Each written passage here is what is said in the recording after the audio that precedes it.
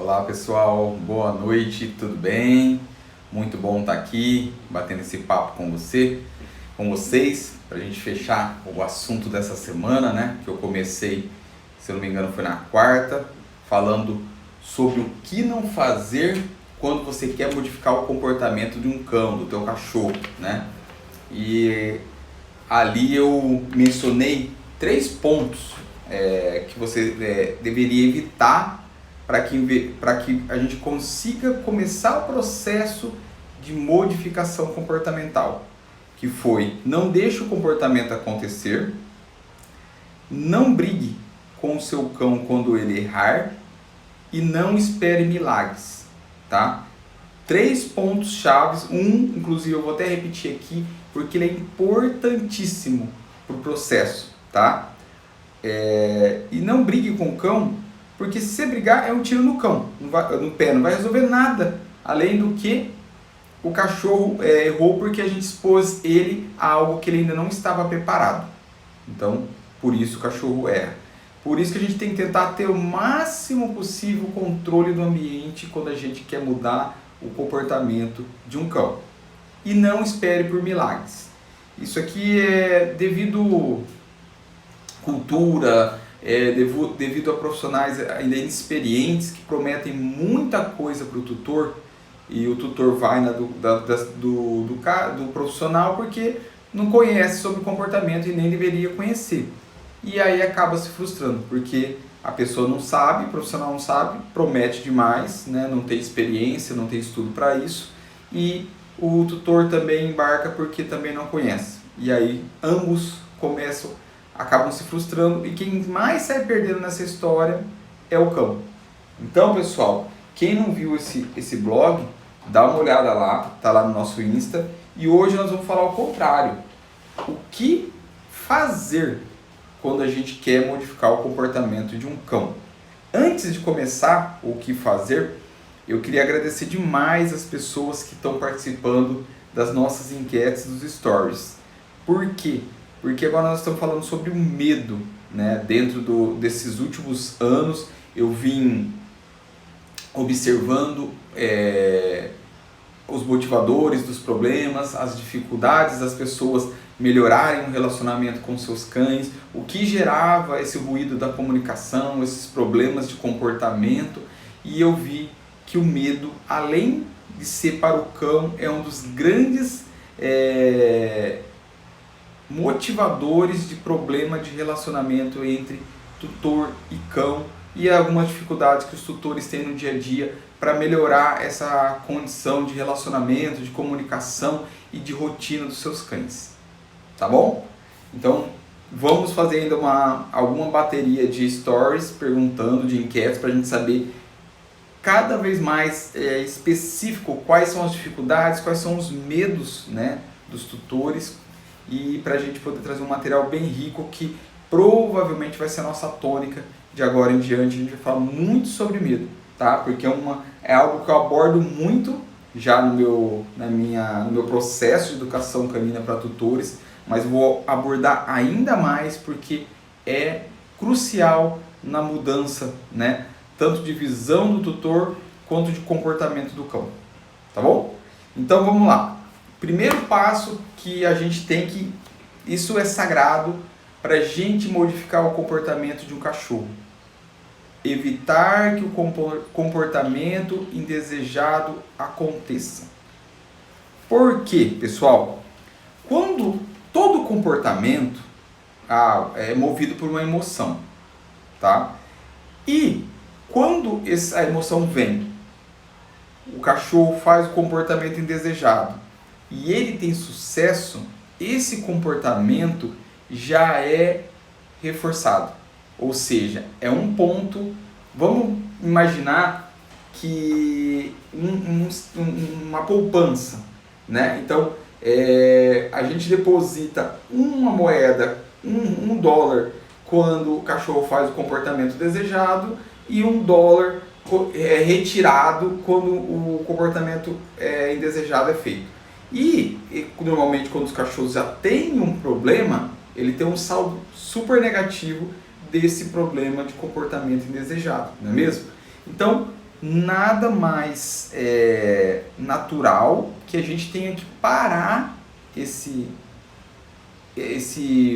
reforço, né? Esse reforço, essa poupança de comportamento indesejado, para quê? Para que a gente estagne o saldo dela e aí começa a depositar positivo, para que a gente equilibre o saldo e depois esse saldo positivo ultrapasse, ou esse saldo positivo do comportamento desejado ultrapasse o comportamento indesejado. Porque não existe, pessoal, falar que o cachorro vai esquecer um comportamento. Só se ele tiver uma amnésia. Aí, ok, algum problema nesse sentido. Mas se não, o que a gente faz é sobrepor aquele comportamento com um comportamento desejado. E aí ele tende a sombrear e ele fica ali escondidinho. Mas não é impossível, de algum momento, por uma exposição inadequada a um gatilho, ele vir à tona. Então, o primeiro passo, quando a gente quer modificar um comportamento, é evitar que ele aconteça. Simples assim, tá? Vamos pegar, por exemplo, um xixi cocô, né, que é o mais básico do básico do básico. O cachorrinho chegou, a pessoa deixou o cachorro solto pela casa toda e ele começou a fazer xixi errado, xixi errado, xixi errado. O cachorro filhote, ele vai fazer aí em média uns 20 xixi por dia. E vamos dizer que ele errou 20 vezes, ou 18 vezes. Aí você multiplica isso por 30. Qual é o histórico de erro dele até essa pessoa decidir chamar um profissional para ajudar ela? Entendeu? Então, se a gente chegar lá e a gente deixar esse cachorro errando, jamais a gente modifica esse comportamento desse cão. Jamais a gente melhora essa questão, mesmo sendo um filhote. Tá? Então, o primeiro passo, evitar que o comportamento indesejado aconteça. Ponto. Tá? Isso aí já estou para falar para você que é quase meio caminho andado, dependendo do problema de comportamento. Tá? Segundo passo, aí nós vamos partir para começar os processos de acostumar o cachorro com o que ele tem problema.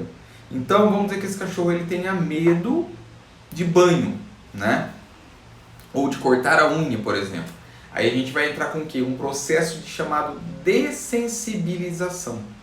Ou seja, a gente vai trabalhar cada ponto, peças do quebra-cabeça daquele comportamento para depois a gente montá-lo de uma forma diferente. Então vamos dizer que ele tenha medo de cortar a unha. Aí nós vamos primeiro ensinar esse cachorro a dar a pata, a gostar de ser tocado na pata de uma forma bem sutil. Depois nós vamos aumentando esse toque, depois aumentando, até que a gente aumenta a pressão e aí já começa a expor a unha, fica um pouquinho mais de tempo, já faz a posição que vai cortar. Nisso, no processo todo, o cortador está ali no chão, presente, para que ele já se... É um outro processo, chama habituação. Esse objeto estando no ambiente, acontecendo coisas boas, o cachorro começa a se habituar com ele.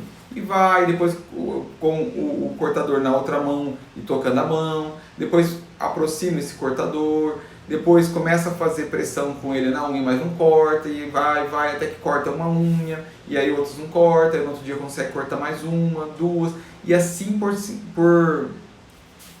a gente vai dessensibilizando esse cachorro, né? E aí, a hora de cortar, a gente já começa com um contracondicionamento. Quando a gente começa a cortar de fato, aí a gente está fazendo um comportamento que o cachorro já se dessensibilizou, ou seja, a gente apagou aquela emoção ruim, né, que ele tinha sobrepôs aquela emoção ruim, e aí a gente corta uma unha, opa, nada de ruim aconteceu. E aí a gente reforça, algo que gere muita emoção no seu cão. Se for comida, vai ser comida. Se for uma brincadeira, vai ser uma brincadeira. Se for festa, vai ser festa. Mas tem que ser algo absurdamente valioso para o seu cão, o que vai acontecer depois do corte da primeira unha. E aí, ponto. Aí no outro dia, a mesma coisa, corta uma outra unha. E festa. Viu que o cachorro já começou a ficar bom com isso uma semana?